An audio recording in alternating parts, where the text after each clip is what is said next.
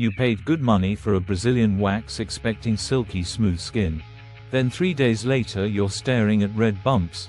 Most people think this is normal. Today I'm sharing 7 aftercare secrets. Secret number 1. The 48-hour no-touch rule. Your pores are open after waxing. Skip the gym. Stay out of pools. Avoid saunas. Sweat and chlorine are your enemies right now. Don't grab a sugar scrub yet. Scrubbing too early can irritate skin. Use a gentle chemical exfoliant instead. It clears pores without the friction. Cotton is queen. Synthetic fabrics trap heat and moisture.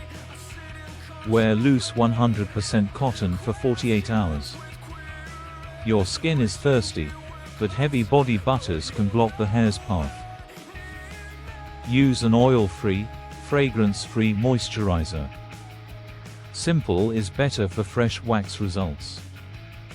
Hands off. Your hands carry bacteria. Keep the area sterile. Never pick an ingrown hair. Use a warm compress instead. Stay on a 4 to 6 week schedule. Waiting too long increases issues. Hair often returns finer and easier to remove over time. No gym, no pools, no saunas.